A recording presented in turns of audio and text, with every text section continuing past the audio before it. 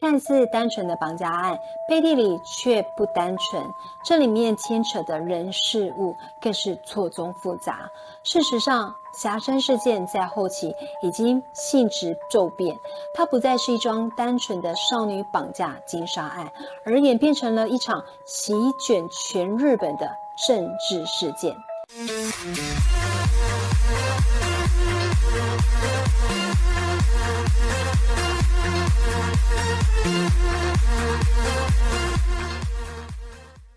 大家好，我是佳佳。在上集节目当中，我们说到，随着石川的翻供，竟然发现案件中确实存在着许多不合理的疑点，也就是这些疑点使得社会上越来越多呐喊不公平的声音出现。石川义雄的父亲，他有一个朋友，是一位希望为部落民平反的运动家。在得知石川被判处死刑之后，执意要为石川翻案。也因为他的帮助，石川提出了翻供和上诉，社会上也掀起了部落民解放运动，不少人在监狱和法院外示威抗议。当第二审开始，日本部落解放同盟就号召群众抗议，每天都有人开着货车，拿着喇叭，在拘留所前面呐喊示威，还有人直接在外面搭起帐篷、搭驻营，准备长期奋战。当时霞山事件霸占了电视和报道的新闻头条，石川义雄也从一个杀人死刑犯摇身一变，成为了部落民维权运动的英雄。后来在1974年的10月，东京高等法院二审改判，石川义雄由死刑犯改为无期徒刑犯。服刑约31年之后，在1994年的7月，石川义雄从千叶监狱假释出狱，并一直要求重启调查，还他清白。在2018年9月，东京高等法院3审结果正式宣布石川义雄无罪，也就是说，真凶是谁，到现在没人知道，俨然变成了一桩悬案。石川服刑期间呢，他受到了来自众多社会团体高达数亿的资金援助。出狱不久后，他就给自己买了一套价值700万日元的组合音响。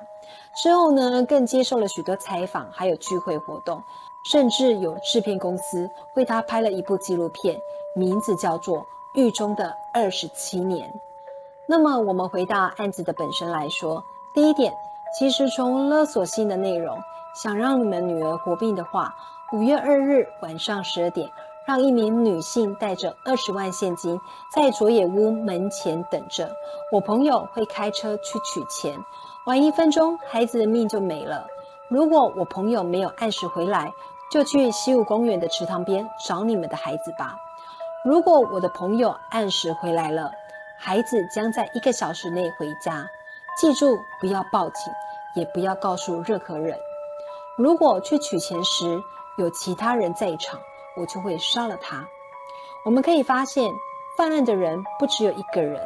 而且勒索信的书写明显高于石川义雄的文化水平，说明这封信不是石川写的，有很大的可能是别人写的。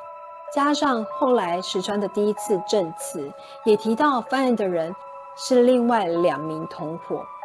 第二点，有路人作证，嫌疑犯石川义雄曾问路，支付赎金的地点佐野屋怎么走，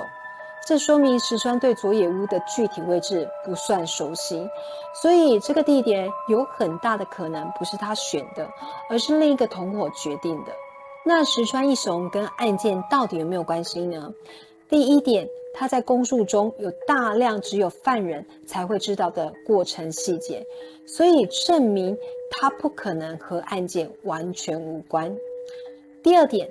石川义雄在案件调查初期表现的言辞闪烁，并谎称自己的不在场证明，也曾谎称自己的血为 A 型，这些行为都加深了他涉案的嫌疑。第三点很值得关注，在勒索信当中提到去西武公园的池塘边找人，虽然死者后来是被抛尸在田间，但勒索人显然对西武公园这个地方熟悉。由此可见，写下勒索信的人，如果不是石川一雄本人，则很有可能是认识石川一雄的人，所以选择性的提到这个地方。那警方是否有进行栽赃跟逼供呢？这一点几乎是肯定的。我们之前说过，警方透过石川一雄自行供认的地方找到了所谓属于死者的钢笔跟手表，从而敲定了石川的死刑。而后期查实这些事物呢，其实并非死者所有。其中的一块吸铁成牌的手表，更证实是来自于死者的姐姐中田美惠所持有。另外，警方在石川一雄的家中找到一条疑似死者脚踏车的橡胶带，不排除也是栽赃。会选择用栽赃的手段有两种可能，一种是警方认定石川一雄是犯人，但苦于找不到决定性的证物，所以采取了加码的手段；另一种就是单纯为了破案而恶意的栽赃逼供。曾有网友给出了一个猜想的结论：中田善之并非死于绑架奸杀，他的致死原因可能和另外未浮出水面的人员有关，有可能是亲属，有可能是朋友，但这些人应该都是属于权富阶层等级，他们出于脱罪的目的所以花钱雇佣了几个底层人员，也就是石川他们，把中田善之的死伪造成一桩绑架奸杀案。为了方便事态推进所以勒索金额也不高。而这个雇佣关系里呢，应该有几个层次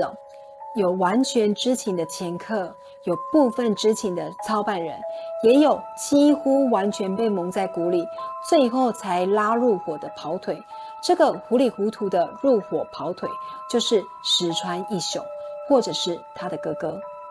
石川一雄在初次招供时，声称是自己的同伙强奸杀人，自己只负责送勒索信。而在翻供时，只是坚称自己无罪，并没有指认其他人员，因为有可能是他对案发的经过根本不了解，甚至连受害人的死亡时间也不知道，因为他负责的仅仅是跑腿的工作。后来因为部落民的关系最后成为了替罪羔羊。至于另外几名被雇佣涉案的人员很有可能就包括了自亲而亡的养猪场员工奥富玄二，还有曾经呢给警方提供目击证词的路人田中生，以及另外一位失踪的养猪场员工某某某。这几个人的死亡跟失踪发生在案件调查的初期，那时石川一雄也尚未落网。这几个人可能是畏罪身亡，也有可能是畏罪潜逃，也可能呢受到了巨大的胁迫。原因就在于这几个人当中应该对于中田善之的死亡真相知情或是部分知情。再细分的话，和石川一雄接触并且把他拉入伙的人，应该是奥富玄二跟某某某。因为石川供称呢，同伙是他的2个养猪场同事，这2人动手伪造了绑架奸杀案。奥富玄二呢也是 B 型血，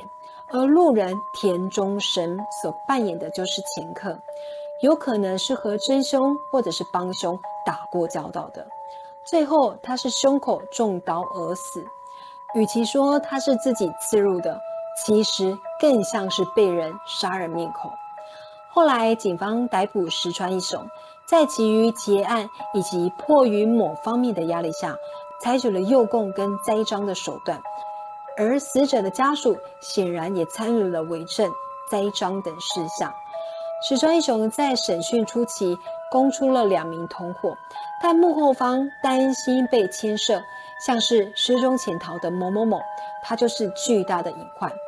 所以警方威逼利诱，迫使石川承认他是独立犯案。直到石川一雄在一审被判处死刑，他才发觉呢自己当了冤大头并且呢后悔了起来。加上这时候日本部落解放同盟趁机介入，于是石川义雄全盘翻供，坚称自己完全无罪，并引发抗争浪潮。其实看到这里，就让我想到，在以前有非常多的国家都有着阶级制度，人民的出身很重要。如果是出生在贵族，真的就是含着金汤匙出生，一辈子顺遂无忧。但如果出生在最低阶层的人家，不管多有才华，能力再好，在世人的眼中就是下的人，一辈子几乎没有可以翻身的机会，甚至会平白无故遭人欺负打骂，或者是被逼着做些自己不愿意做的事情。但很不幸的是，现在在某些国家，这种不公平的阶级制度似乎还存在着。最后跟大家再次说明，龙猫电影的制作方吉普力工作室呢，曾在2007年发表声明，龙猫并没有影射该案，只是声明发表日是5月1号，刚好正是受害人中田善之的60岁冥诞，所以让这个事件呢又添加了许多神秘的色彩。看完了这桩悬案之后，大家有什么想法吗？欢迎在留言处分享你的看法哦。再一次谢谢收看的朋友，还没有订阅我的朋友，记得帮佳佳按下订阅跟分享，同时别忘了开启小铃铛提醒，您的善良举动会给佳佳莫大的鼓励跟支持哦。最近刚刚创立了频道的粉丝专页，请搜寻宠妃佳佳，欢迎上脸书 Facebook 帮忙点赞冲冲人气。再一次谢谢大家的爱护，我们下周见，拜拜。